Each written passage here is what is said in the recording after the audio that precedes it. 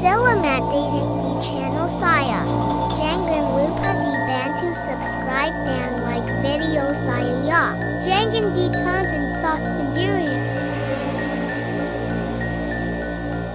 Pengalaman horor seorang ART hingga di penjara. Pas gue baca-baca ceritanya, gue keinget film Mangku Jiwo. Ina adalah anak desa sekaligus seorang ART yang masih berusia 15 tahun dengan badan mungil kecil. Ia putus sekolah karena faktor ekonomi. Dia mendapatkan tawaran bekerja di kota menjadi seorang ART. Ina diminta bekerja selama 1 minggu di rumah itu untuk masa percobaan terlebih dahulu. Dia pun menjawab baik dengan lemah lembut. Di rumah itu ada ibu malas sekaligus orang yang menjelaskan dan menawarkan pekerjaan. Pak Basuki suaminya, supir Pak Dumin dan tukang kebun Pak Abal. Pak Abal dan Pak Dumin itu orangnya pendiam dan tampangnya cuek begitu orangnya. Jarang ada obrolan kepada Ina selama bekerja. Ceritanya, Ina sambil melakukan pekerjaan bersih-bersih, dia melihat lukisan di ruang tamu ada Ibu Mala, Pak Basuki beserta satu anak kecil yang pastinya dalam pemikiran Ina adalah anak dari Ibu Mala dan Pak Basuki. Singkatnya, dia sudah bekerja di hari ke-6, dia mengalami kejadian yang menyeramkan. Saat itu Ibu Mala dan Pak Basuki tidak ada di rumah. Namun Pak Abal duduk di meja makan sedang ngopi. Saat itu sudah jam 7 malam. Ada yang ketuk pintu dan sontak Ina pun membuka pintu depan. Yang dikiranya Bu Mala dan Pak Basuki sudah pulang. Suara ketukan terjadi lagi di pintu kamar Ibu Mala dan Pak Basuki. Ina pun langsung berjalan ke arah pintu kamar itu dan membukanya, namun tidak bisa karena dikunci. Pak Abal mengatakan kepada Ina untuk tidak perlu peduli dengan suara ketukan itu dan kerjakanlah pekerjaan bersih-bersih saja. Ina yang masih polos pun bingung. Pak Abal yang saat itu sedang santai pun pulang, tinggal Ina sendirian. Hal yang buruk terjadi saat tengah malam. Ada suara ketukan pintu dari luar. Sontak Ina berlari ke arah pintu karena mengira Ibu Mala dan Pak Basuki sudah pulang. Tapi ia tidak mendengar ada suara panggilan, jadi ia mengintip dari jendela terlebih dahulu. Yang ia lihat ada sosok wanita berbaju merah dengan warna kuning pucat menatap dirinya. Ina pun menjawab, "Siapa ya?" Wanita baju merah itu berbalik dengan sangat halus berjalan hingga menembus pohon. Ina pun sadar sosok itu bukan manusia, tetapi hantu. Di rumah Ibu Mala memang ada pohon bonsai yang besar.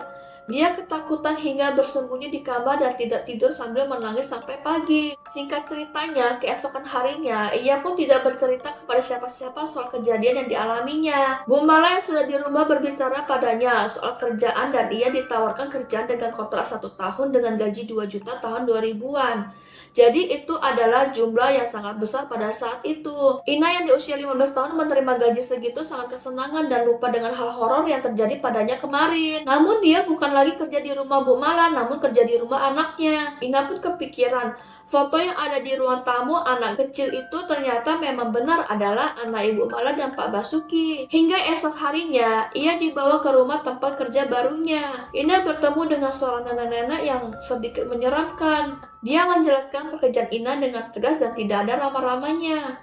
Ina yang lemah lembut pun menjawab baik. Ina diminta memandikan anak Bu Mala dan Pak Basuki setiap hari. Ia dibawa ke sebuah kamar anaknya yang bernama Uti, tapi betapa terkejutnya Ina melihat ada seorang wanita disuruh dengan kaki di lantai dengan keadaan hamil. Nenek pun menjelaskan jika pekerjaan saja dengan benar dan tidak perlu urus-urusan yang lain kalau tidak ingin kena masalah. Ina dengan lemah lembut menjawab baik. Singkatnya hari menjelang malam ia mengalami kejadian horor. Saat jam menuju pukul 10 malam, ia mendengar ada suara tertawa disertai suara tangisan di luar. Suara tersebut nyaring sekali. Ia pun mengecek dan ternyata ada di dalam ruangan kamar anak Ibu Mala dan Pak Basuki. Karena cemas, dia menggedor kamar nenek yang terletak di sebelah kamar Uti. Pintu nenek tidak dibuka lama, namun suara tertawa dan menangis di dalam kamar semakin menjadi-jadi. Gedoran Ina semakin kuat hingga nenek pun membuka. Namun belum lagi ngomong, Ina ditampar dengan sangat keras hingga terjatuh ke lantai. Belum ada pembicaraan apapun, Ina dengan sigap balik ke kamarnya. Dia mendapatkan pengalaman buruk itu karena tidak pernah ditampar siapapun termasuk kedua orang tuanya dari dulu. Singkatnya, ia tidak menghiraukan lagi suara-suara tertawa dan tangisan semakin senyap. Beberapa hari kemudian Kemudian saat Ina sedang bersih-bersih badan Uti, ia melihat tubuh pucat menghitam pada badan Uti. Ada tanda tanya pada dirinya apakah ini mayat atau orang. Kenapa begitu kurus dan seperti tidak ada nafas? Tapi tiba-tiba sang nenek ada di luar kamar berdiri dan menatap dirinya seolah pertanyaan dan terpikirkan tadi soal Cina. Nenek itu pun berjalan pergi. Wanita yang dipasung atau dirantai itu bernama Hesti. Dia memanggil Ina dengan lemas dan mengatakan, "Dek, tolong aku, jangan di sini. Di sini bahaya." Ina pun dengan polos dan bingung harus merespon seperti apa. Jadi Ina hanya diam saja dan melihat dirinya dengan bingung. Esok harinya Ina di saat bersih ruang tamu ia disamperin Pak Darmin, supir Bu Mala dan Pak Basuki. Ia diminta lepaskan rantai Hesti nanti malam. Hanya kamu yang bisa menolong. Saya tahu kamu orang baik. Sontak Ina kebingungan dan apa ini di dalam pikirannya. Pak Darmin menjelaskan lagi. Ini ceritanya panjang Ina. Sambil melihat ke kiri ke kanan karena panik ada orang yang mendengar atau datang. Ia bisik-bisik lagi dengan Ina. "Tolong kami Ina, tolong kami Ina." Ina makin bingung. "Kami?"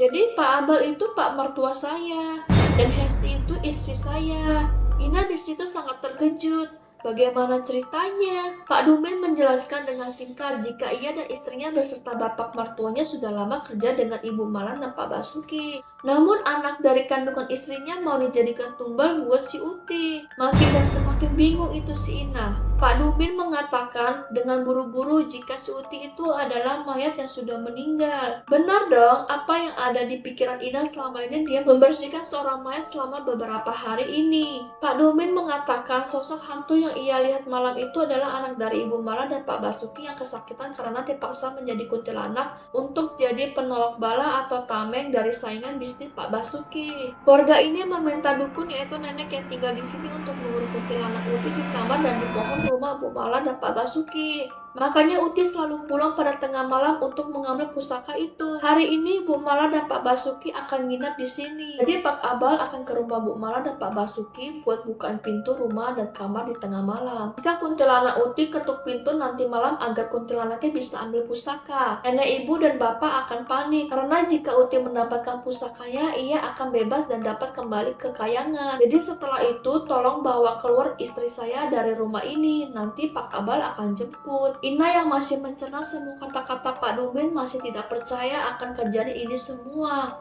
Hingga tengah malam pun tiba. Bu Mala dan Pak Basuki tiba-tiba panik gerasa-gerusuk di dalam rumah itu. Uti yang masih terjaga dalam tidurnya sontak menguping dari balik pintu kamarnya. Ia mendengar obrolan gak jelas dari nenek Pak Basuki dan Ibu Mala secara bersamaan terus-menerus hingga menjauh keluar rumah. Sontak ia membuka pintu kamar dan berlari ke arah kamar Uti. Betapa bingungnya dia melihat ranjang tempat Uti tidur tidak ada mayatnya seolah dibawa pergi atau hidup kembali. Itu mayat tidak ada yang tahu. Pastinya Ina menghampiri Hesti dan ternyata kunci gembok lantai Hesti tercantol di pintu kamar Uti. Bersama kumpulan kunci pintu rumah lainnya dia mencoba mencari kunci yang cocok dengan gemboknya. Tanpa basa-basi dibawa Hesti keluar kamar dan gak lama kemudian Pak Abal dengan mobil pick-upnya datang. Dan Pak Abal mengambil galon di belakang mobilnya dan dihidupkan korek api, dibakar rumahnya dari luar. Ia pun bergegas membawa Hesti ke dalam mobil dan pergi. Dengan kebingungan, Ina mencerna keadaan yang dialami saat ini. Dan pada akhirnya ia memilih kembali ke desanya. Tidak tahu apa dan bagaimana. Tidak lama kemudian ia didatangi polisi dan tiba-tiba dipenjara selama 2 tahun. Dan tidak ada yang tahu kabar dan keberadaan Hesti, Pak Dumin, dan Pak Abal di mana. Hingga Ina keluar dari penjara, keluarganya mengatakan bahwa Ibu Mala dan Pak Basuki sudah tewas tidak wajar. Tidak ada yang tahu kenapa tiba-tiba saja meninggal. Banyak cocok logi katanya sih dia disantet oleh saingan bisnisnya karena tidak ada lagi anaknya Uti atau kuntilanak peliharaannya itu.